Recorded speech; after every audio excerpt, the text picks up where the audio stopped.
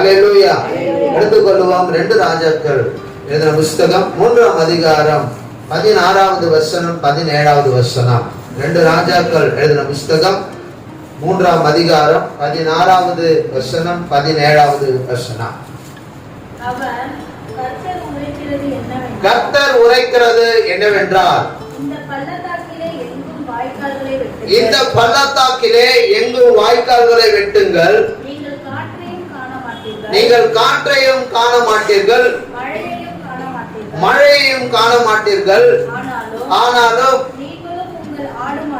நீங்களும் உங்கள் ஆடு மாடுகளும் உங்கள் மிருக ஜீவன்களும் குடிக்கும்படிக்கு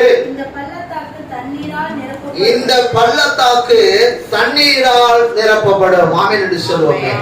அல்லேலூயா. இந்த பள்ளத்தாக்கு தண்ணீராலே நிரப்பப்படும். யோசபாத் ராஜா என்ற ஒரு ராஜா இருந்தார். அவர் யுத்தத்துக்காக போகும் பொழுது அவரோடு கூட 2 ராஜாக்களை கூட்டிக் கொண்டு யுத்தத்துக்கு போகிறார். போகிற வழியிலே தண்ணீர் இல்லை, போகிற வழியிலே வனாந்தரமாய் இருக்கிறது. போகிற வழியிலே என்ன செய்வது என்று புரியாத ஒரு சூழலிலே அவர் என்ன செய்வது என்று யோசிக்கும் பொழுது, கர்த்தருடைய வார்த்தை இங்கு இருக்குமா, தீர்க்கதரிசி இருப்பாரா, அவரிடத்திற்கு போனால் நாம் போகிற வழி சரிதானா, கர்த்தர் அதை சொல்லுவார் என்று சொல்லி அவன் கேட்க தொடங்கினான். அப்பொழுது ஒரு வேலைக்காரன் சொல்லுகிறான், இங்கு பக்கத்துல ஒரு ஊழியக்காரர் இருக்கிறார், அவரிடத்தில் போனால் அவரிடத்திலே தேவனுடைய வார்த்தை இருக்கிறது, நமக்கு நலமான வார்த்தை வெளிப்படும். ஆமென் என்று சொல்லுவோம். அல்லேலூயா. அப்ப அந்த வார்த்தையை தேடி அவன் போகிறான். அந்த வார்த்தையை தேடி போகும்போதுதான் கர்த்தர் சொல்லுகிறதாவது என்று சொல்லி, நீங்கள் இந்த வனாந்தரத்துல எங்கும் பள்ளங்களை வெட்டுங்க, அந்த பள்ளங்கள் எல்லாம் நிரப்பப்படும். நீங்க காற்றையும் பார்க்க மாட்டீங்க, மழையும் பார்க்க மாட்டீங்க, ஆனா உங்க வாய்க்கால்களை கர்த்தர் நிரப்புவார். ஆமென் சொல்லுவாங்க. காற்று அடிக்கணும், மழை பெய்யணும், அப்பதான் குளம், கொட்டை, ஏரி எல்லாமே என்ன பண்ணும், நிரப்பும். காத்தும் இல்ல, மழை இல்ல, எப்படி நிரம்பும்? நிரம்புறதுக்கு வாய்ப்பே கிடையாது. ஏரி நிரம்பாது, குளங்கள் நிரம்பாது, வாய்க்கால்கள் நிரம்பாது. ஆனால் என் ஆண்டவர் நினைச்சா மழை பெய்யாது, காற்று அடிக்காது, ஆனா ஆண்டவரால் அற்புதம் செய்ய முடியும். அல்லேலூயா. எதற்காக இந்த வசனத்தை எழுதி வைத்திருக்கிறார்னா, உங்க வாழ்க்கையில நீங்க எதிர்பார்க்கிற விதம் இப்படிதான் ஒரு ஆசீர்வாதம் வரும், இப்படிதான் ஒரு நன்மை வரும், இப்படிதான் ஒரு அற்புதம் வரும், இப்படிதான் ஒரு அதிசயம் நடக்க நீங்க நினைப்பீங்க. அப்படி நினைக்க வேண்டாம். ஆண்டவரை விசுவாசித்தா போதும். ஆண்டவர் மேல உறுதியான நம்பிக்கை, அவர் மேல அசைக்க முடியாத ஒரு பற்றுதல் இருந்தால் போதும், அவர் எப்படி வேணாலும் அற்புதங்களை செய்வார். அல்லேலூயா. பக்கத்துல பார்த்து சொல்லுங்க, அவரால் அற்புதம் செய்யும். நிச்சயம் செய்ய முடியும். அவரால் முடியாதது ஒன்றும் இல்லை. அவரால் சகலத்தையும் வாய்க்க முடியும். அல்லேலூயா. அவரால் கூடாதது ஒன்று இருக்கு அப்படின்னா இந்த உலகத்தில் ஒண்ணுமே கிடையாது. உலகம் அவர் மூலமாய் உண்டாக்கப்பட்டது. அவர் சொல்ல ஆகும், அவர் கட்டளையிட்டால் நிற்கும் என்று வசனம் சொல்லுகிறது. அவ்வளவு அதிகாரம் உள்ள ஒரு தெய்வத்தை நாம் ஆராதித்துக் கொண்டிருக்கிறோம். மீகா 7:15 சொல்லுகிறது, உன்னை அதிசயங்களை காணப்படுவேன். பக்கத்து பார்த்து சொல்லுங்க, உங்களை அதிசயங்களை பார்க்க சொல்லுங்க. அதிசயங்களை காண செய்கிற தேவன் நிச்சயமா உங்களுக்கு ஒரு அதிசயத்தை செய்வார். அல்லேலூயா. ஆண்டவர் சொல்லுகிறபடி அதிசயங்களை எப்படி அதிசயங்களை செய்வார்? ஒருவேளை நீங்க தூங்கி எழுந்து காலைல வரும்பொழுது அதிசயங்களை செய்வார். நீங்க வீட்டுக்கு போகும்பொழுது ஒரு அற்புதத்தை பார்க்க முடியும், அதிசயத்தை பார்க்க முடியும். உங்க வேலை ஸ்தலத்துல, வியாபாரத்துல, உங்களுக்கு இருக்கிற படிப்புல, நீங்க போகிற வருகிற அன்றாட காரியத்துல ஒரு அதிசயத்தை தேவனால செய்ய அவரால் முடியும். அல்லேலூயா. மனுஷனால முடியாது, மனுஷனால அது செய்ய முடியாது. உங்களுக்கு இருக்கிற பிரச்சனை, உங்களுக்கு இருக்கிற போராட்டம், உங்களுக்கு இருக்கிற காரியத்தை யார் எனக்கு உதவி செய்வா, யார் எனக்காக நிற்பா, யார் எனக்காக துணை நிற்பா? ஒருவேளை நீங்க யோசிக்கலாம். நான் சொல்றேன், மனுஷன் ஒரு காலம் ஒருபொழுதும் உங்களுக்காக துணை நிற்க முடியாது. ஆனா என் ஆண்டவர் உங்களுக்காக துணை நிற்க முடியும். அல்லேலூயா. அவர் உங்களோடு கூட இருக்கிறார். மத்தேயு 28 கடைசி வசனம் சொல்லுது, உலக முடிவு பரிந்தும் சகல நாட்கள் நான் யாரோட கூட இருப்பேன்? உங்களோட கூட இருப்பேன். நான் உங்களோட கூட இருப்பேன் என்று கர்த்தர் வாக்கு கொடுக்கிறார். இந்த மாதவேளை ஒன்றை புரிந்து கொள்ளுங்க, என்னோட கூட யார் இருக்கிறார்? உங்களோட கூட இயேசு இருக்கிறார். உங்களோட கூட நீ ஆராதிக்கிற தெய்வம் இருக்கிறார். உங்களோட கூட பேசுகிற தெய்வம், உறவாடுகிற தெய்வம், உயிருள்ள தெய்வம் உங்களோட கூட இருக்கிறார். அல்லேலூயா. நிறைய பேர் சொல்லுவாங்க இயேசு மரித்து போயிட்டார், இயேசு கல்லறையில வைக்கப்பட்டாங்க, இயேசு இல்லை அப்படின்ட்டு. இயேசு கிறிஸ்து ஒரு மனுஷன் அப்படின்னுவாங்க. நான் சொல்றேன், அவர் 100% மனுஷனா அந்த உலகத்தில் வெளிப்பட்டது உண்மை. அதே 100% அவர் வல்லமுள்ள ஒரு தேவனாகவும் வெளிப்பட்டார். அல்லேலூயா, அல்லேலூயா. அவரால் செய்ய முடியாதது ஒன்றும் இல்லை. அவரால் சகலத்தையும் செய்ய முடியும். நீங்க நினைக்கிறத செய்ய முடியும், நீங்க நினைக்காத காரியத்தை அவரால் செய்ய முடியும். இந்த மாணவரிலே இந்த பிரசங்கத்துடைய தலைப்பு என்னவென்றால், அவர் விரும்புகிறதை நீங்கள் செய்வீர்களானால் நீங்கள் விரும்புகிறதை அவர் செய்வார். அவர் விரும்புகிறதை நீங்கள் செய்வீர்களானால் நீங்கள் விரும்புகிறதை அவர் செய்வார். ஒன்றை மட்டும் புரிந்துக்குங்க, நாம அவர் விரும்புகிறதை செய்ய தொடங்கிட்டோம் அப்படின்னா உங்க காரியங்களை, உங்களுடைய விருப்பங்களை அவர் செய்ய அவர் தொடங்கிடுவார். முதல் காரியமாக ஆண்டவர் நமக்கு செய்கிற காரியம் எடுத்து வாசிப்போம். ஏசாயா எழுதின புத்தகம் 55வது அதிகாரம் 11வது வசனம். அவர் வசனம் வெறுமையாய் திரும்பி வருவதில்லை. ஒருவனுக்கு தேவன் தம்முடைய வாக்குத்தத்தத்தை கொடுக்கிறார் அப்படின்னா, ஒரு வாக்குறுதியை அவனுக்கு கொடுத்துறாருன்னா அது கொடுத்ததுதான். அது வாபஸ் வாங்கவே மாட்டார். ஒரு நாளும் அது ரிட்டர்ன் ஆகாது. ஏன் அப்படின்னா அவர் சொன்ன வார்த்தை போய் என்ன செய்யணுமோ அதை செஞ்சு முடிச்சுட்டு தான் அவர் ஆமென் சொல்லுவார். அல்லேலூயா. அந்த வார்த்தைக்கு அவ்வளவு வல்லமை, அவ்வளவு பவர், அவ்வளவு பவர்ஃபுல்லான ஒரு காரியம், அதிகாரம் இருக்கு. இந்த புஸ்தகம் நீங்கள் நானும் நினைக்கிற மாதிரி ஒரு சாதாரண ஒரு புஸ்தகம் மாதிரி இல்ல. நம்ம நிறைய புஸ்தகத்தை பார்த்திருக்கிறோம். என்னுடைய ரேக் நான் வச்சிருக்கிற ரேக்ல கிட்டத்தட்ட ஏகப்பட்ட புஸ்தகத்தை வச்சிருக்கிறேன். விலை மதிக்க முடியாத புஸ்தகம்லாம் வைத்திருக்கிறேன். அமெரிக்கா தேசத்துல இருந்து வந்த புஸ்தகம் வச்சிருக்கிறேன். வெளிநாடுகள்ல இருந்து வந்த புஸ்தகம்லாம் வச்சிருக்கிறேன். ஒவ்வொரு புஸ்தகமும் 3000, 5000, 10,000 புஸ்தகம் கூட வச்சிருக்கிறேன். ஆனா ஒன்று சொல்றேன், அந்த புஸ்தகத்தை காட்டிலும் என் ஆண்டவர் கொடுத்த அந்த வேதம் தான் உயர்ந்தது. அல்லேலூயா. அந்த புஸ்தகத்தில் இருக்கிற வார்த்தைகள் மனுஷனால் எழுதப்பட்டது, ஆனால் இதில் எழுதப்பட்ட வார்த்தைகள் தேவனால் எழுதப்பட்டது. இது தேவனுடைய வார்த்தை, தேவனுடைய ஜீவன், தேவனுடைய உயிர் அதுக்குள்ளே இருக்கிறது. இந்த வார்த்தை விசுவாசிக்கிற, இந்த வார்த்தை ஏற்றுக்கொள்கிறவர்களுக்குள்ளே ஜீவன் உண்டாகுகிறது. அல்லேலூயா. மரிக்கிறவர்கள் கூட இந்த வார்த்தையை வாசிப்பார்களானால் ஜீவனை அடைவார்கள். இந்த வார்த்தைக்கு அவ்வளவு அதிகாரம் இருக்கிறது. அதனாலதான் ஏசாயா 55:11 சொல்லுகிறது, அப்படியே என் வாயிலிருந்து புறப்படும் வசனமும் இருக்கும், அது வெறுமையா என்னிடத்துக்கு திரும்பாமல் அது நான் விரும்பினதை செய்து நான் அதை அனுப்பின காரியம் வாய்க்கும்படி செய்யும். நான் சரி சொல்லுகிற காரியத்தை வாய்க்கும்படி அதை செய்யும். நான் விரும்புகிறதை செய்யக்கூடிய காரியத்தை ஏற்படுத்தும். அல்லேலூயா. அப்ப ஆண்டவருடைய வாயிலிருந்து வருகிற வார்த்தை அது என்ன சொல்கிறதோ அது நடக்கும். சொல்லுங்க, நடக்கும். அல்லேலூயா. ஒரு தீர்மானத்தை நீங்க எடுக்கணும். என்ன தீர்மானம் தெரியுமா? தினமும் இந்த வேதத்தை வாசிக்கணும். ஒரு ஊழியர் சொன்னார், நாம கர்த்தரோட பேசணும், அது ஜெபம். நீங்க அனுதினமும் தேவ சமூகத்தில் அமர்ந்து ஆண்டவரே என்று சொல்லி நீங்க 1 மணி நேரமோ 1/2 மணி நேரமோ 2 மணி நேரமோ எவ்வளவு நேரம் வேணும் நீங்க ஜெபிக்கலாம். அது நீங்க தேவனோடு பேசுறது. தேவன் உங்களோடு பேசுகிற ஒரு அனுபவம் வேதத்தின் மூலமாக. நீங்க வேதத்தை வாசிக்க வாசிக்க வாசிக்க வாசிக்க வாசிக்க வாசிக்க தேவன் உங்களோட பேசுவார். தேவன் தம்முடைய வார்த்தையினாலே உங்களை நிரப்புவார். அந்த வார்த்தை உங்களை நிரப்பி ஆவிக்குரிய ஆகாரத்தை கொடுக்கும். இந்த சரீரத்துக்கு ஒரு ஆகாரம் வேணும். காலை டிஃபன் வேணும், மதியானம் லஞ்ச் வேணும், நைட் என்ன வேணும், டின்னர் வேணும். இதுல சில எல்லாம் இருக்கிறாங்க, நம்ம 3 வேளை தான் சாப்பிடுவோம், 30 வேளை சாப்பிட்றவங்க கூட இருக்கிறோம். பக்கத்துல கூட இருக்கலாம், சொல்ல முடியாது. நினைச்ச நேரம்லாம் இப்ப எங்கதான் இருப்பாங்க, சமையல் கட்டில தான் இருப்பாங்க. எப்பா பாரு அவங்க வாய் என்ன பண்ணோம், அசை போட்டுக்கிட்டே இருக்கு. என்னதாண்டா சாப்பிட்ற அப்படின்னா, ஏதோ சாப்பிட்றேன், ஏதாவது ஒண்ணு உள்ள போயிட்டே இருக்கும். ஒரு திணியோ ஏதோ ஒண்ணு போயிட்டே இருக்கும், ஏதாவது ஒண்ணு அரைச்சுக்கிட்டே இருக்கும்.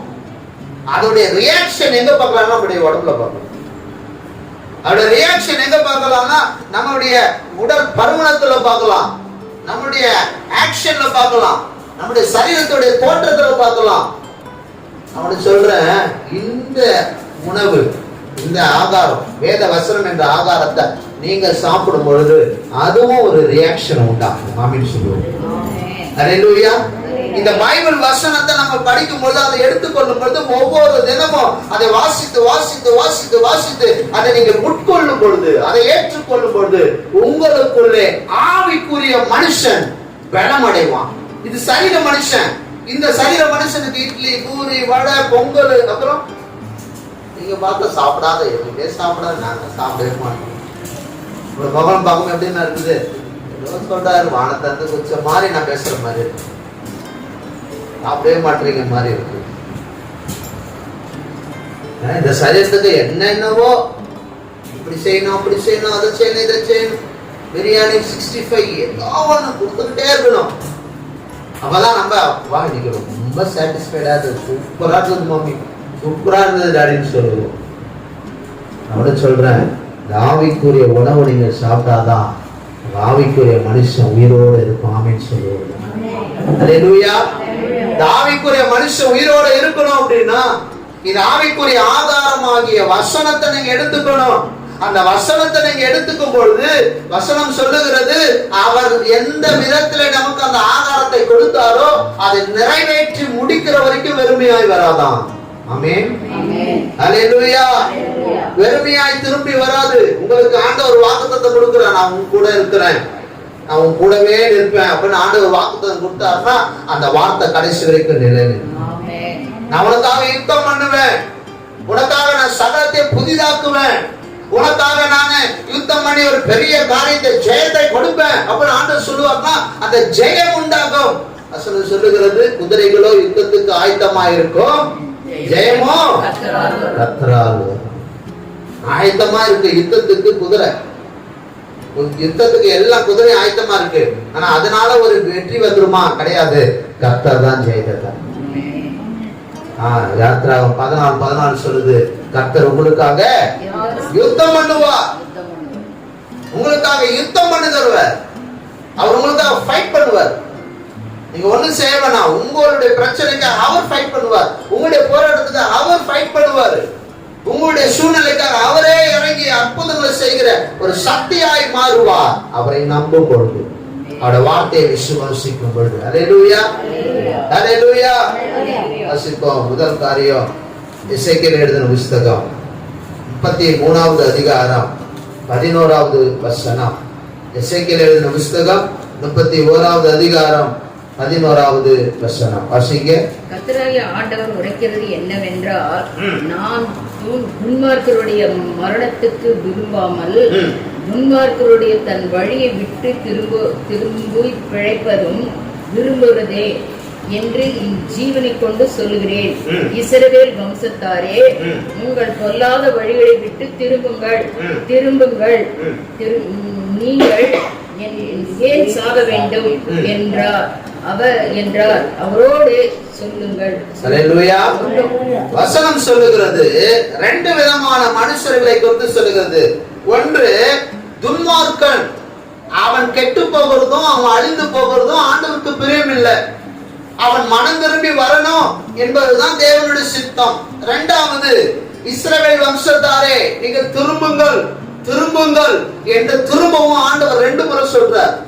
ஒன்னு, சபைக்கு வெளியில இருக்கிறவங்க, அந்த ஜனங்கள் ஆண்டவரை அறியாதவர்கள், அவர்களுக்கும் ஆண்டவர் என்ன சொல்றாருன்னா, அவங்க வாழ்க்கை கெட்டு போக கூடாது, அவங்க இறந்து போக கூடாது, அவங்க வாழ்க்கையில ஒரு நன்மை உண்டாகணும், அவங்க வாழ்க்கையில ஒரு ஆசீர்வாதம் உண்டாகணும், அவங்களுக்கு என்று ஒரு சில காரியங்கள் ஏற்படணும் ஆண்டவர் விரும்புகிறார்.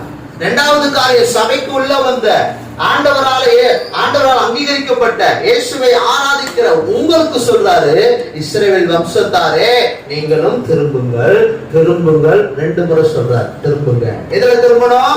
ஆண்டவரை விட்டு பிரிந்து போகிற, ஆண்டவருக்கு விரோதமா இருக்கிற, பாவம் செய்கிற, அநியாயம் செய்கிற, பாவத்துல விழுந்து கிடக்கிற தேவ பிள்ளைகளே, நீங்க ஆண்டவரிடத்துல திரும்பி வாருங்கள், ஆண்டவருடைய சமூகத்துக்கு வாருங்கள். அதைத்தான் ஆண்டவர் விரும்புகிறார். ஒருவேளை நீங்க தூரமா போயிருக்கலாம், நல்லா ஜெபம் பண்ணவங்க, நல்லா வேதத்தை வாசித்தவங்க, நல்ல சபைக்கு வந்தவங்க, நல்லா கர்த்தரை ஆராதிச்சவங்க, நல்லா தேவனுக்கு கொடுத்தவங்க, நல்லா ஊழியம் செய்தவர்கள், ஒருவேளை நீங்கள் ஆண்டவருக்கு தூரமாய் போயிருக்கலாம் என்று சொல்லுகிறேன். இந்த மாணவர்களை கர்த்தர் விரும்புகிற காரியம், நீ திரும்பவும் ஆண்டவர் இடத்துக்கு வர வேண்டும். அல்லேலூயா. நீ ஆண்டவர் இடத்துல அணுகி வர வேண்டும். ஆண்டவரிடத்துல நெருங்கி வர வேண்டும், ஆண்டவரோடு இணைக்கப்பட வேண்டும். இஸ்ரவேல் வம்சத்தாரே, நீ ஆண்டவரோடு திரும்பி வா, நீ திரும்பி வர வேண்டும் என்பதுதான் தேவனுடைய சித்தமாய் இருக்கிறது. கெட்ட குமாரன் கதை எத்தனை பேருக்கு தெரியும்? கெட்ட குமாரன் கதையில அப்பாவுக்கு 2 பிள்ளை. இந்த 2 பிள்ளைல சின்ன பிள்ளை அப்பா கிட்ட இருக்கிற எல்லாம் அவனுக்கு உரிய எல்லாம் சொத்தையும் பிரிச்சுக்கிட்டு தூர தேசத்துக்கு போய் தான் இஷ்டத்தின்படி வாழ்ந்தான். தனக்கு உண்டான சகல வசதி வாய்ப்போட இன்பத்தோட சகலத்தையும் அனுபவிச்சு இருக்கிற எல்லா பணத்தையும் செலவழித்து கடைசியில சாப்பாட்டுக்கு கூட வழி இல்லாம பன்றிக்கு போடுகிற தவிட சாப்பிடக்கூடிய ஒரு சூழ்நிலை. அந்த தவிடை எடுத்து சாப்பிடலாம் போகும் பொழுது அந்த எஜமான் வந்து சொல்றான், பன்னிக்குதான் அந்த தவிடு உனக்கு கிடையாது. அப்பதான் யோசிச்சு பாக்குறான், எங்க வீட்டுல எங்க அப்பா ஒரு எஜமானா இருக்கும்போது, நான் ஒரு எஜமானா இருக்கும் பொழுது எங்க வீட்டு வேலைக்காரங்களுக்கு எவ்வளவு சௌகரியம் கொடுத்தோம், எவ்வளவு ஆசீர்வாதத்தை உண்டாக்கணும். ஆனா இன்னைக்கு இந்த இடத்துல நான் ஒரு பன்னிக்கு போடுற தவிட கூட சாப்பிடுறதுக்கு வழி இல்லாம ஒரு சூழ்நிலை இருக்குது.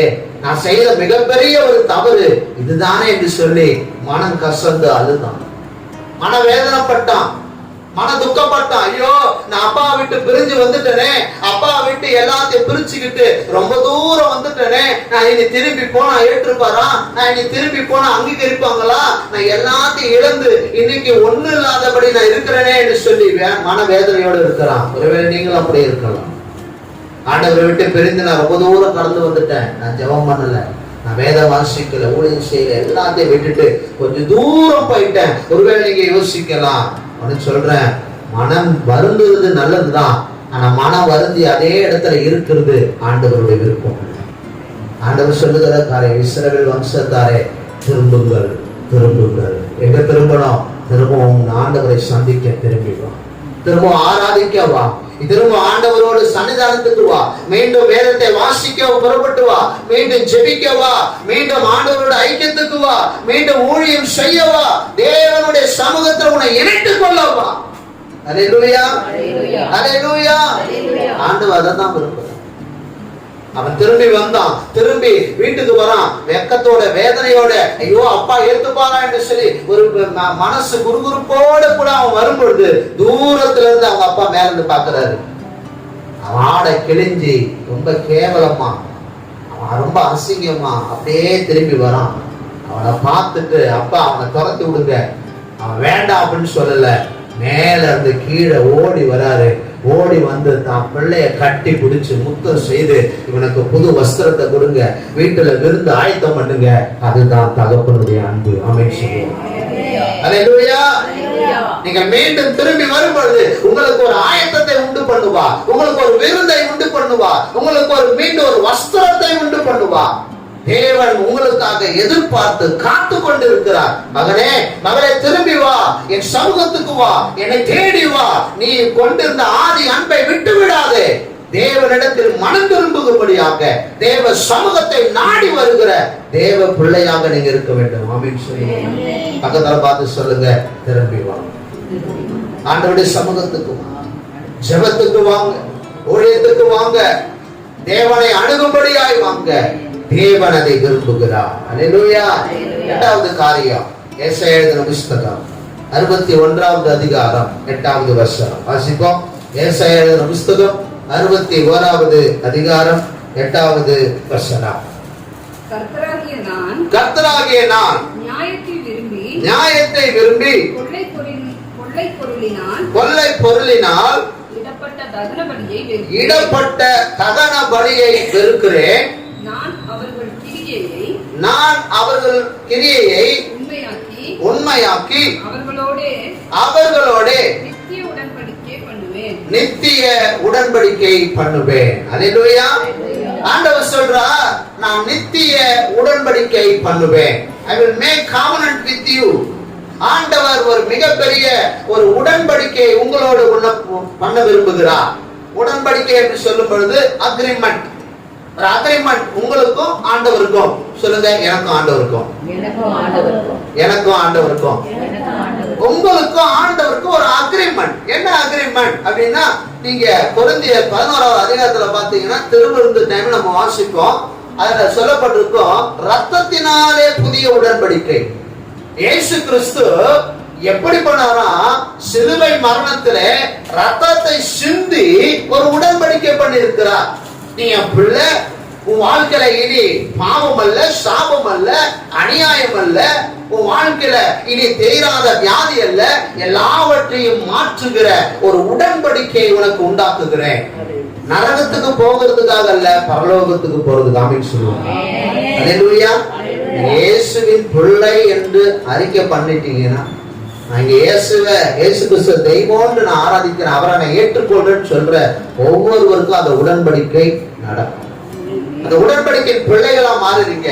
என்னைக்கு அந்த உடன்படிக்கை அந்த கவனன்ட்டுக்குள்ள நீங்க வந்துட்டீங்களோ, அதுக்கு மேல பிசாசுங்களை தொட அனுமதியே கிடையாது. ஆமென் சொல்லுங்க. அல்லேலூயா. அல்லேலூயா. அந்த உடன்படிக்கை ஆண்டவர் நினைத்து பார்க்கிறார். அதான் ஆண்டவர் சொல்ல, என்னை நினைவு கூறும்படி இதை செய்யுங்கள். நம்ம அந்த திருமணத்துல எடுக்கிறோம், அவருடைய சரீரத்துக்கு அடையாளமான இந்த அப்பம், அவருடைய ரத்தத்திற்கு அடையாளமான இந்த திராட்சை ரசம், நமக்காக அவருடைய சரீரத்தை கொடுத்தார், நமக்காக அவருடைய ரத்தத்தை கொடுத்தார், நமக்காக அவர் மரணத்தை ருசி பார்த்தார், நமக்காக அவர் தம் ஜீவனை கொடுத்தார். அதை கொடுத்து உடன்படிக்கை பண்ணியிருக்கிறார்னா அவர் உண்மை உள்ளது. அல்லேலூயா. எசாயா 53 சொல்லுது, அவர் ஒரு ஆடு மயிர் கத்திரிக்கிறதுக்கு கொண்டு போகிறது போல, அது பேசாதபடிக்கு அமைதியா இருக்கிறது போல, நமக்காக அடிக்கப்படுகிற ஆட்டுக்குட்டியை போல, நமக்காக நம்முடைய சாபங்களை ஏற்றுக்கொண்டு, நம்முடைய அநியாயங்களை ஏற்றுக்கொண்டு, நம்முடைய துக்கங்களை சுமக்கிற தேவ ஆட்டுக்குட்டியாக அவர் இருக்கிறார். நம்முடைய அக்கிரமங்களை சுமக்குகிறார், நம்முடைய பாவங்களை தூரப்படுத்துகிறாராம். எசாயா 53 சொல்லுது, அவர் நமக்காக நொறுக்கப்பட்டார், நமக்காக வாதிக்கப்பட்டார், நமக்காக துக்கங்களை துயரங்களை ஏற்றுக்கொண்டார், நமக்காக அவர் பாவமாய் மாறினார். ஆமென் சொல்லுவோமே. அல்லேலூயா. பாவமே செய்யாத ஒருவர் நம்முடைய பாவத்தை அவருடைய பாவமா ஏற்றுக்கொள்றார், நம்முடைய அநியாயத்தை அவர் ஏற்றுக்கொள்கிறார். எதுக்கு தெரியுமா?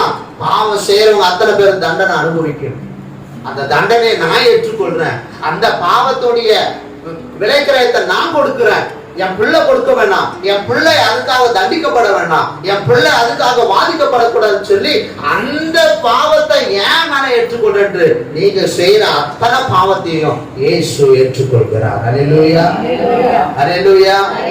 அதான் அவர் சொல்றாரு, நான் என்ன பண்ண, நியாயத்தை விரும்பி, கர்த்தராகிய நான் நியாயத்தை விரும்பி, நியாயத்தை விரும்புகிறார், உண்மையை விரும்புகிறார். உங்ககிட்ட நியாயத்தை எதிர்பார்க்கிறார், உண்மையை எதிர்பார்க்கிறார். அவர் வெயிட் பண்ற காரியம் உங்களுக்குள்ள ஒரு நியாயமான காரியம். ஆண்டவர் நியாயத்தை செஞ்சார். என்ன நியாயம்? என் பிள்ளைக்காக என் ஜீவனை கொடுப்பேன். அதே தான் உங்ககிட்ட எதிர்பார்க்கிறார். அப்பாவுக்காக நீங்க என்ன செய்ய போறீங்க? ஏசப்பாவுக்காக நீங்க என்ன செய்ய போறீங்க?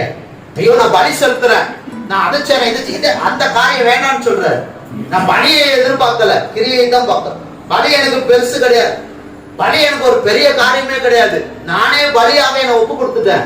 எனக்காக நீ எந்த பலியும் செலுத்த வேண்டாம், நீயே உன்னை எனக்காக கொடு.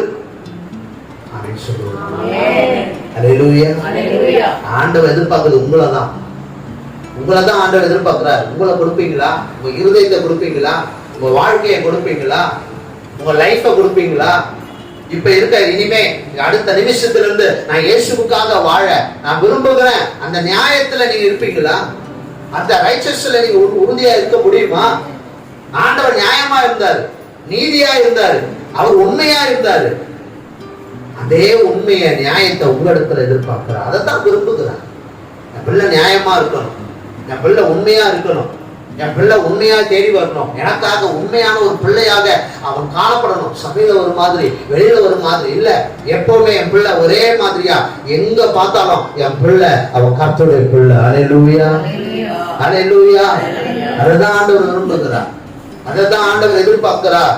ஆண்டவர் எதையும் எதிர்பார்க்கல, ஆண்டவர் எதிர்பார்க்கிறது கர்த்தராகிய நான் நியாயத்தை விரும்பி, நியாயத்தை விரும்புகிறார். உங்களிடத்துல ஒரு நியாயத்தை விரும்புகிறார். ஸ்ட்ரெயிட் ஃபார்வர்ட் ஆண்டவர் எதிர்பார்க்கிறார். முறுமுறுக்கிறது அல்ல, அவரை குறை சொல்லுகிறவர்களாய் அல்ல. இஸ்ரவேல் ஜனங்கள் எகிப்து தேசத்திலிருந்து அவர் கானான் தேசத்துக்கு கொண்டு போகும் பொழுது அந்த ஜனங்களுக்கு வேண்டிய அத்தனை ஆசீர்வாதத்தை உண்டாக்குனார். வனாந்தரத்துல காடையை கொடுத்தார், மன்னாவை கொடுத்தார், தண்ணீரை கொடுத்தார். நைட்டு போகும்பொழுது ஒரே இருட்டா இருக்கும். அக்கினி ஸ்தம்பம் அவங்க தலைக்கு மேல அக்கினி எரிஞ்சுக்கிட்டு ஒரு லைட் மாதிரி போயினே இருந்தது, வெளிச்சம் கொடுக்க. பகல்ல உஷ்ணம், ஒரே வெயில் தாங்க முடியல. நடந்து போகும் பொழுது அவங்க மேல ஒரு மேகம் அப்படியே போகுது, நிழல் பட்டு போகுது. எந்த அளவுக்கு ஆண்டவர் அவங்கள பாதுகாக்க முடியுமோ அந்த அளவுக்கு அவங்கள பாதுகாத்து கொண்டே போகிறார். செங்கடலை பிளந்தார், யோர்தானை பிளந்தார். எத்தனை அற்புதம், எத்தனை அதிசயம், எத்தனை அதிசயமான காரியங்களை தேவன் செய்தார். வாக்கு தத்தத்தை கொடுத்தார், என்னென்னவோ ஆண்டவர் செய்தார். ஆனா ஆண்டவரை ஜனங்க நியாயமா என்று செயல்படுத்தாதபடி அவர் மேல வெறுப்பாகும், அவர் மேல முறுமுறுத்தார்கள். அவங்க சொன்னாங்க, நாங்க எகிப்து தேசத்துல இருந்தா நாங்க அப்படி இருந்தோம், நாங்க இப்படி இருந்தோம், நாங்க அப்படி செஞ்சோம். என்ன செஞ்சாங்க? ஒண்ணும் இல்லை. எந்நேரமும் வேலை செய்து குடும்பத்தை விட்டு பிரிஞ்சு ரொம்ப சாபக்கேடான ஒரு வாழ்க்கை. 430 வருஷமா சாபக்கேடான ஒரு வாழ்க்கை. இயேசு அதை மாற்றினார். ஆமென் சொல்லுங்க. இன்னைக்கு நம்ம கர்த்தருடைய பிள்ளைங்க ஆண்டவருடைய கையில நன்மை பெற்ற நாம ஆண்டவரை முறுமுறுக்கிறோம், ஆண்டவர் மேல எதிர்ப்பு கொடுக்கிறோம். எனக்கு என்ன அவர் செஞ்சிட்டார், எனக்கு என்ன அவர் பண்ணிட்டார், எனக்கு என்ன அவர் காரியத்தை உங்களுக்காக ஜீவனை கொடுத்திருக்கிறார், உங்களுக்காக தன் வாழ்க்கையை அர்ப்பணித்து இருக்கிறார், உங்களுக்காக சகலத்தை புதிதாக்கி இருக்கிறார். அல்லேலூயா. உங்களுக்காக எல்லாவற்றையும் செய்திருக்கிறார், இன்னும் செய்ய போறார், இனிமேலும் செய்ய போறார். சொல்லுங்க, இனிமேல் செய்ய போறார். வாய்ப்பு சொல்லுங்கள, பக்கத்துல பார்த்து சொல்லுங்க, உங்களுக்கு இன்னும் செய்ய போறார், அவர் செய்ய போறாரு. உங்களுக்காக தேவன் அற்புதங்களை செய்ய போறார். அல்லேலூயா. நியாயத்தை விரும்புகிற தேவன். ஆமென். மூன்றாவது காரியம், ஓசியா எழுதின புஸ்தகம் 6வது அதிகாரம் 6வது வசனம். ஓசியா எழுதின புஸ்தகம் 6வது அதிகாரம் 6வது வசனம். பலியை அல்ல இரக்கத்தையும் தகன பலிகளை பார்க்கிலும் தேவனை அறிகிற அறிவை விரும்புகிறேன். அல்லேலூயா. இரக்கத்தை தேவன் விரும்புகிறார். மத்தேயு எழுதின புஸ்தகம் 5வது அதிகாரத்துல வாசிங்க. இந்த இரக்கத்தை குறித்து சொல்லப்பட்டிருக்கும். இரக்கம் உள்ளவர்கள் இரக்கத்தை பெறுவாங்க. நீங்க இரக்கப்படுவீங்க அப்படின்னா உங்களுக்கு இரக்கம் கிடைக்கும். நான் உண்மையா சொல்றேன், நீங்க இரக்கம் காட்டுங்க. சிலருக்கு உங்களுக்கு இரக்கத்தை தேவன் காட்டுவாங்க. நீங்க இறங்குங்களேன். ஜனங்களுக்காக நீங்க எதிர்பார்க்காதீங்க. அவங்க எனக்கு இப்படி செஞ்சுட்டாங்க, அவங்க எனக்கு இப்படி பண்ணிட்டாங்க, அவங்க ஒரு அடி கொடுத்தா நான் 2 அடி கொடுப்பேன். அதனாலதான் இயேசு சொன்னார், ஒரு கன்னத்துல அரைஞ்சா நீ என்ன பண்ணு, மறு கன்னத்தை காட்டுன்ற அடையாளம் என்ன தெரியுமா? நீ இறங்கு. நீ வீம்பா இருக்காத, நீ சண்டை போடாத, வைராக்கியம் காட்டாத, நீ முறுமுறுக்காத, நீ எரிச்சல் அடையாத, நீ கோபப்படாத, நீ எதிர்த்து நிற்காத. நான் அதுக்காக நான் உன்னை ஏற்படுத்தல. நீ அமைதியாயிரு, நீ இரக்கம் காட்டு, நீ கொஞ்சம் தயவை காட்டு. சில நேரத்துல இந்த கிறிஸ்தவர்கள் பேரதான் கிறிஸ்தவம், பேரதான் ஆண்டவர் பிள்ளைங்க, ஆனா இரக்கமே கிடையாது. கொஞ்சம் கூட இரக்கம் கிடையாது. வெளியில இருக்கிற மற்றவர் கூட அவ்வளவு இரக்கத்தை பார்க்கலாம், பேசுறதுல செயல்கள் அவ்வளவு இரக்கம். ஆனா ஆண்டவரை ஆராதிக்கிறேன்னு சொல்ற பிள்ளைகளுக்கு இரக்கமே கிடையாது. கல்லு உள்ள இருதயத்தை வைத்து இருக்கிறாங்க நிறைய பேர். ஆண்டவர் ஒரு நாள் அதை விரும்புகிறது இல்ல. ஆண்டவர் விரும்புகிறது இரக்கத்தை விரும்புகிறார். சொல்லுங்க, இரக்கத்தை விரும்புகிறார். அல்லேலூயா. நீங்க இறங்கணும். கர்த்தர் நினைக்கிறது, கர்த்தர் எதிர்பார்க்கிறது உங்க இருதயம் இரக்கம் உள்ளதா இருக்க வேண்டும். ஆகாரம் இல்லாதவருக்கு ஆகாரம் கொடுக்கணும், உதவி எதிர்பார்க்க உதவி செய்யுங்க, நன்மை செய்யுங்க.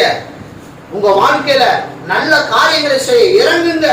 நான் இறங்க மாட்டேன், என் ஸ்டேட்டஸ் இப்படி, என்னுடைய பணபலம் இப்படி, என்னுடைய காரியம் இப்படி, நான் படிச்சது இப்படி, நான் போற காலேஜ் இப்படி, நான் போற ஸ்கூல் இப்படி, நான் வேலை செய்கிற இடம் இப்படி. இறங்குங்க. கர்த்தரே வானத்துல இருந்து இறங்கி வந்தார். அல்லேலூயா. உன்னதத்துல இருந்து இறங்கி வந்தார், பரலோகத்துல இருந்து இறங்கி வந்தார். சகலத்தை உண்டாக்கியவர் நமக்காக இந்த பூமியில மனுஷனாக இறங்கி வந்தார். நம்ம ஏன் இறங்கக்கூடாது? ஆண்டவர் விரும்புகிற காரியம், நான் இறங்கணும்பா உனக்காக, நீ கொஞ்சம் இறங்கு, உன் இருதயத்துல கொஞ்சம் கருணை, கொஞ்சம் இரக்கத்தை வெளிப்படுத்து. அதுதான் ஆண்டவர் விரும்புகிறார். அந்த இரக்கத்தை நீங்க வெளிப்படுத்தணும். அதிலே சொல்லப்படுகிறது தேவனை அறிகிற அறிவு. ஆண்டவர் ரொம்ப விரும்புகிறார். என்ன அறிகிற அறிவு உனக்கு இருக்கணும். உங்களுக்கு ஆண்டவரை பத்தி தெரிஞ்சிருக்கணும். இயேசு பற்றி ஒரு புரிதல் உங்களுக்கு இருக்கணும். இயேசுனா யார் என்பது உங்களுக்கு தெரியணும். தேவனா யார் உங்களுக்கு தெரியணும். பைபிள்னா என்னன்னு தெரியணும். சர்ச்னா என்னன்னு தெரியணும். காணிக்கைனா என்னன்னு தெரியணும். ஊழியனா என்னன்னு தெரியணும். வசனம்னா என்னன்னு தெரியணும். ஊழியக்காரர்களா என்னன்னு தெரியணும். விசுவாசிகளா என்னன்னு தெரியணும். எல்லாம் ஒரு புரிதல் உங்களுக்குள்ள இருக்கணும். அப்ப தேவனை பற்றி அறிகிற அறிவு இந்த வேத வசனத்துல தான் இருக்கு. ஆமீன் சொல்லுவோம்.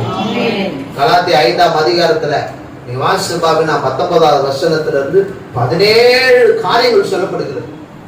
17 காரியம் ஒரு மனுஷனுக்குள்ள இருக்கான். இந்த 17 காரியத்தை வாசிங்க. இந்த 17 காரியத்துல வேறுவேளை உங்களுக்குள்ள ஒரு 5 காரியம் இருக்கலாம், 3 காரியம் இருக்கலாம், 2 காரியம் இருக்கலாம், 1 காரியம் இருக்கலாம். அது எந்த காரியமா இருந்தாலும் அந்த காரியத்துல இருந்து நீங்க வெளியில வரணும். வாசிங்க.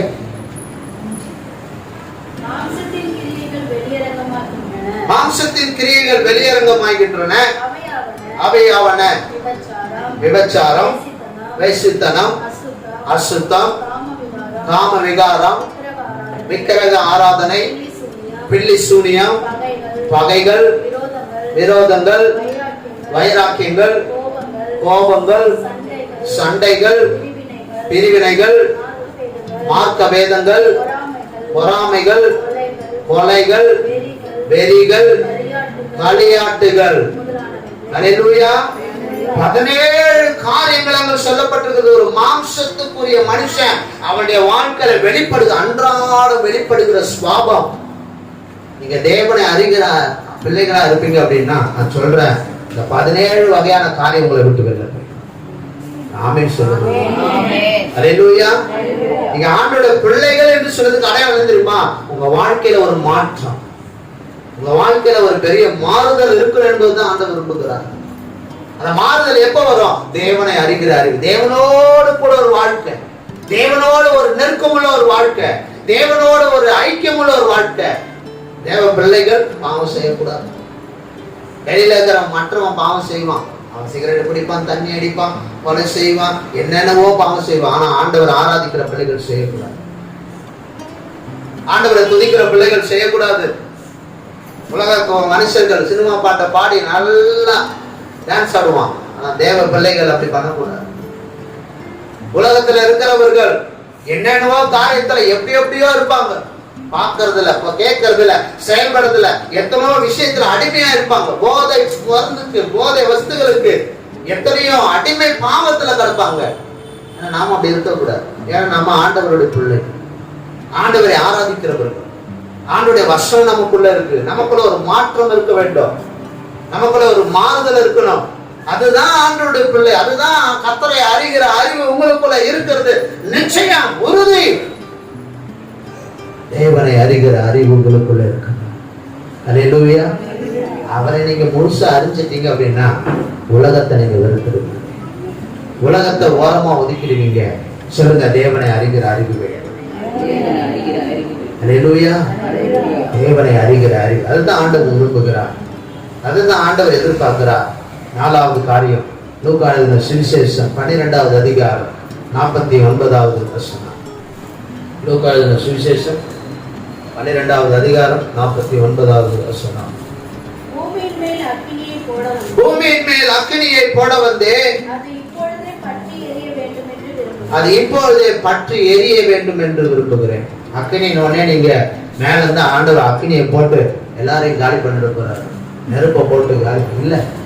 அக்கினி பரிசுத்த ஆவியை போட வரும். பரிசுத்த ஆவியை நமக்கு தருகிறது. பரிசுத்த ஆவியான உங்களிடத்தில் வரும்பொழுது நீங்கள் பலன் அடைந்து, யோவேல் என்ற புத்தகம் சொல்லப்படுது, மாம்சமான யாவர் மேலும் ஆவியை ஊற்றுவேன், யாவர் மேலும் என் ஆவியை ஊற்றுவேன், யாவர் மேலும் என் ஆவியை ஊற்றுவேன். மாம்சமா இருக்கிறீங்க, நல்ல கேட்டேன், யாரெல்லாம் நீங்க மாம்சத்துல இருக்கிறீங்க, மனுஷனா இருக்கிறீங்க, கை தூக்கணும்னு கேட்டேன். அப்படியே யோசிச்சாங்க. இப்ப நான் கேட்கிறேன், யாராவது மனுஷனா இருக்கணும் கை தூக்குங்க. நான் மனுஷனா தான் இருக்கிறேன். பாதி பேர் என்ன வேற மாதிரி இருக்கீங்க.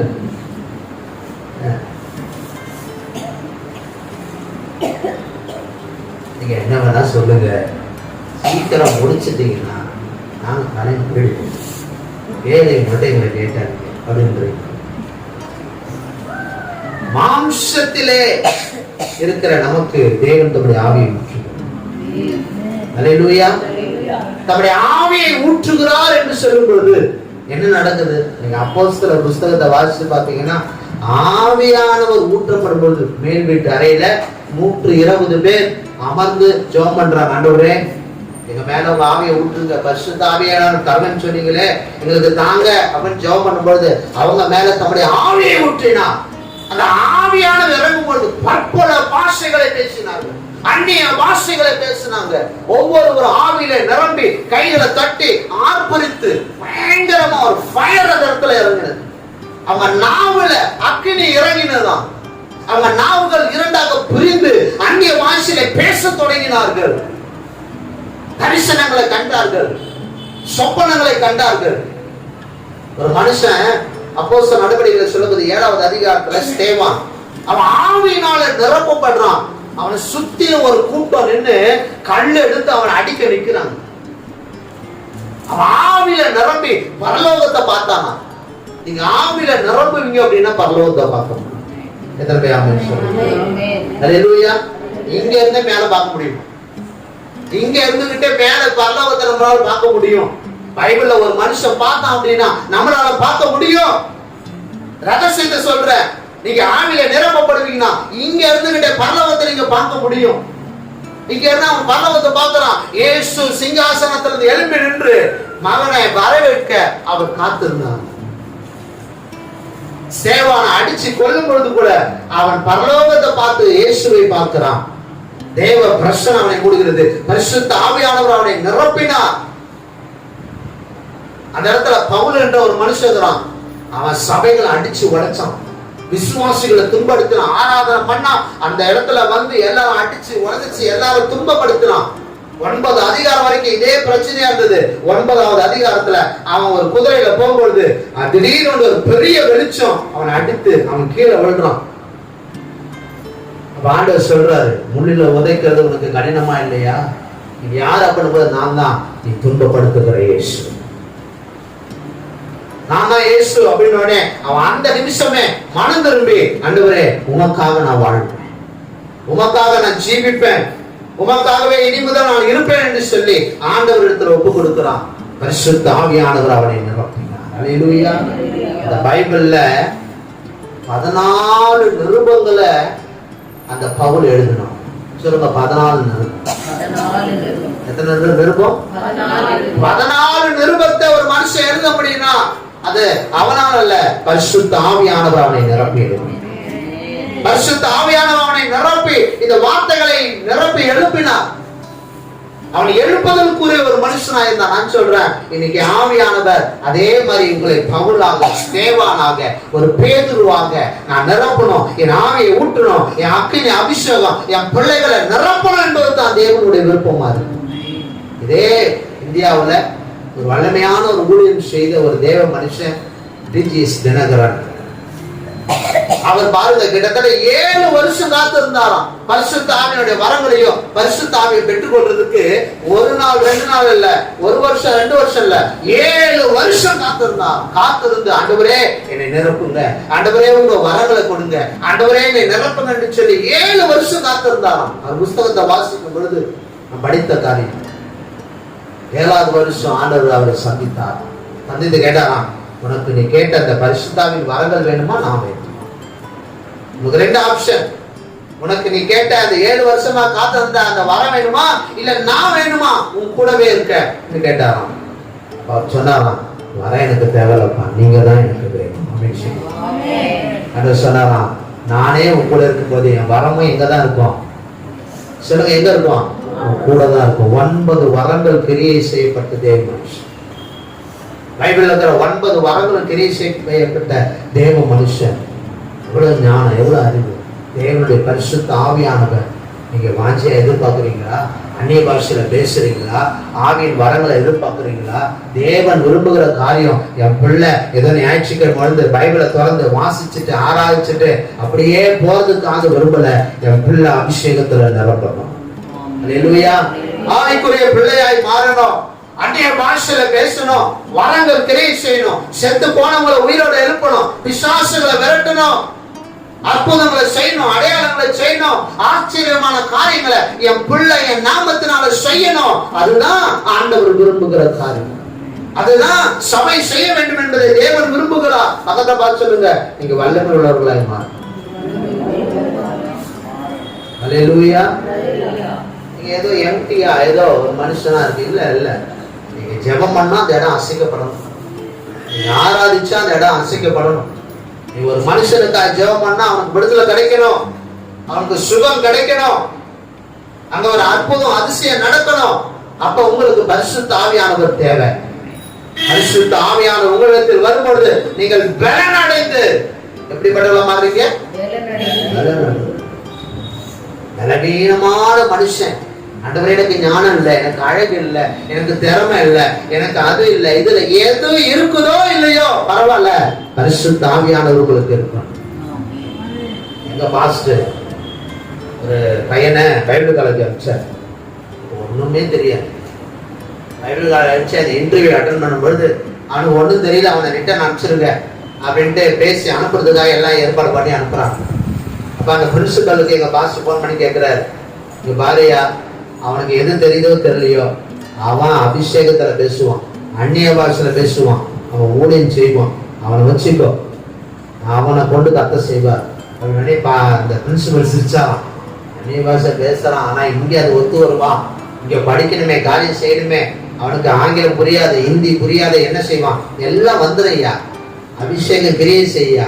அவரை நம்பி அதே மாதிரி அவனுக்கு அட்மிஷன் போட்டு உள்ள போட்டாங்க. ஆண்டவர் அவனை நிரப்பினார். அவன் பைபிள் காலேஜ் முடிச்சான். ஆமென் சொல்லுங்க. அல்லேலூயா. ஆங்கிலமே தெரியாத அவனுக்கு இருக்கிற எல்லாம் கிராமட்டிக்கலா எழுதக்கூடிய அளவுக்கு ஆண்டவர் ஞானத்தை கொடுத்தார். கிளாஸ்ல அவனை மாதிரி கிராமரோடு எழுதக்கூடிய ஆங்கிலம் தெரிந்தவன் யாருமே அந்த அளவுக்கு தேவன் மாற்றினார். அல்லேலூயா. இந்த பைபிள் அவ்வளோ ஒரு வல்லமை உள்ளதாய் மாற்றினார். அபிஷேகம் ஒரு மனுஷனை மாற்றிடும், அக்கினி ஒரு மனுஷனை மாற்றிடும். அப்ப தேவன் என்ன விரும்புகிறார்? நம்முடைய ஆவியை நீங்க பெற்றுக்கொள்ளணும், அபிஷேகத்தை பெற்றுக்கொள்ளணும். அல்லேலூயா. அதுதான் தேவன் விரும்புகிறார். எத்தனை பேர் ஆண்டவர் நினைக்கிற விரும்புகிற காரியத்தை நான் செய்ய போறேன்னு சொல்றேன். அப்படி நினைக்கிறவங்க எழுந்து நின்று, ஆண்டவரே நான் ஒப்பு கொடுக்கிறேன், நீங்க விரும்புகிற காரியத்தை நான் செய்ய ரெடியா இருக்கிறேன்ப்பா அப்படின்னு ஒப்பு கொடுங்க. எழுந்திருந்து ஆண்டவருடைய சமூகத்துல உங்களை அர்ப்பணிங்க, டெடிகேட் பண்ணுங்க. ஒரு அலாதாரா சந்தாரா காரிபாராவா போல பேசுகிறார். அவர் விரும்புகிறதை செய்யும்படியாக, அவர் விரும்புகிற காரியத்தை செய்யும்படியாக தேவர்களே உங்களை ஒப்பு கொடுங்க, உங்களை அர்ப்பணிங்க. ஆண்டவருக்காக வாழுங்க, ஆண்டவருடைய சித்தத்தை நிறைவேற்றுங்க, ஆண்டவருக்கு பிரியமான பிள்ளையாய் வாழ உங்களை ஒப்பு கொடுங்க. அவர் விரும்புகிறதை நீங்கள் செய்வீர்களானா? நீங்கள் விரும்புகிறதை அவர் செய்வார். நீங்கள் விரும்புகிற காரியத்தை அவர் செய்வார். ஆண்டவரே, இந்த மாலை வேளையில பிள்ளைகள் எந்தெந்த காரியத்துக்காக எதிர்பார்த்து இருக்கிறாங்களோ, எந்தெந்த விஷயத்துக்காக எதிர்பார்த்து கொண்டு இருக்கிறாங்களோ அந்த காரியங்கள் வாய்க்கட்டும், அந்த விஷயங்கள் வாய்க்கட்டும், அது ஆசீர்வாதம் பெறட்டும், அது நன்மை உண்டாகட்டும், அது பலன் உண்டாகட்டும், அது சுகம் உண்டாகட்டும், அதிலே ஆரோக்கியம் உண்டாகட்டும், அதிலே கிருபை உண்டாகட்டும், அதிலே தயவு உண்டாகட்டும், அதிலே தயாளம் உண்டாகட்டும். ஆவியானவர் கிரியை செய்யும்படியாக ஜெபிக்கிறோம். இந்த மாலை வேளையிலே வந்திருக்கிற சிறு பிள்ளைகள், வாலிபர்கள், பெரியவர்கள், வயதான ஒவ்வொருவரையும் என் ஆண்டவர் தொடுவீராக. அற்புதம் நடக்கட்டும், விடுதலை கிடைப்பதாக. ஒருவேளை நீங்க யாருக்காவது ஜெபிப்பீங்கன்னா இப்ப ஆண்டவரை கேளுங்க. ஆண்டவரே, இவர்களுக்காக நான் ஜெபிக்கிறேன், இவர்களுடைய சுகத்துக்காக ஜெபிக்கிறேன், இவருடைய விடுதலைக்காக ஜெபிக்கிறேன், ஆண்டவரே என் வியாபாரத்துக்காக ஜெபிக்கிறேன், ஆண்டவரே என் வருமானத்துக்காக ஜெபிக்கிறேன், ஆண்டவரே என் படிப்புக்காக ஜெபிக்கிறேன், ஆண்டவரே என் உயர்வுக்காக ஜெபிக்கிறேன், ஆண்டவரே என் சமாதானத்துக்காக ஜெபிக்கிறேன், ஆண்டவரே என் கடனுக்காக ஜெபிக்கிறேன் என்று சொல்லுவீர்கள். ஆனால் ஆண்டவர் உங்களுக்கு ஒரு அற்புதம் செய்ய போகிறார். இந்த மாலை வேலை பெற்றுக்கொள்ளுங்க. கேட்கிற எவனும் பெற்றுக்கொள்கிறான், கேட்கிற எவனும் பெற்றுக்கொள்கிறான். ஆண்டவங்களுக்கு கொடுக்கிறத பெற்றுக்கொள்ளுங்க. தேவனுடைய மகிமை உங்களுக்கு கொடுக்கிறது, தேவ பிரசன்னம் உங்களுக்கு கொடுக்கிறது. ஆவியானவர் விடுதலை தருகிறார், ஆவியானவர் சுகத்தை தருகிறார், ஆண்டவர் அற்புதங்களை செய்கிறார். நீங்கள் முழுமையாய் பெற்றுக்கொள்ளும்படியாக, அற்புதங்களை பெற்றுக்கொள்ளும்படியாக உங்களை அர்ப்பணிங்க, உங்களை ஒப்புக் கொடுங்க. ஆண்டவரிடத்துல கேளுங்க. ஆண்டவர் இப்பொழுதே உங்களுக்கு செய்கிறவர், வாசல்களை திறக்குகிறவர். ஒருவரும் பூட்ட முடியாதபடி வாசலை திறக்கிறவர், ஒருவரும் திறக்க முடியாதபடி பூட்டுகிற தேவன் உங்களுக்காக சகலத்தையும் புதிதாக்குவா. உங்களுக்காக உங்களுக்காக ஒரு பந்தியை ஆயத்தப்படுத்துவோம்.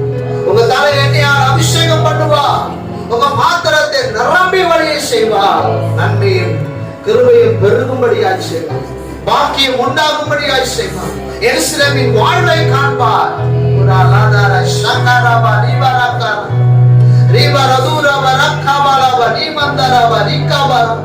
நீ கையிட்டு செய்யும் வேலை ஆசீர்வாதமாய் மாற்றுவார். ஓ thank you Lord, thank you Jesus. ஓ உமக்கு நன்றி ஆண்டவரே. உண்மை உள்ளவர் பரிபூரண ஆசீர்வாதங்களை பெறுவார். கொஞ்சத்தில் உண்மை உள்ளவனை அநேகத்தின் மேல் ஆசீர்வாதமாய் மாற்றுகிறவர் அவர் ஆசீர்வாதமாய் மாற்றுவார். நல்ல தகப்பனே, இது அருமையான இந்த மாலை வேளையிலே உடைய வார்த்தையை கேட்டு உடைய வார்த்தைக்கு அர்ப்பணித்த, நீர் விரும்புகிறது செய்ய ஒப்பு கொடுத்த, உம்மிடத்துல உண்மையாய் இருக்கிற ஆண்டவர், உம்மிடத்துல மனம் திரும்புகிற ஒவ்வொரு பிள்ளைகளையும் ஆசீர்வதிக்கும்படியாக, ஒவ்வொரு குடும்பத்தில் அற்புதங்களை செய்யும்படியாக, அதிசயங்களை செய்யும்படியாக மாலை வேளை நாங்கள் செபிக்கிறோம். ஒவ்வொருவரையும் பலப்படுத்துங்க, ஒவ்வொருவருக்கும் சகாயம் பண்ணுங்க, அற்புதங்கள் செய்யுங்க. திருக்கரத்துல ஒப்பு கொடுக்கிறோம். மீட்பர் இயேசு கிறிஸ்துவின் நாமத்தில்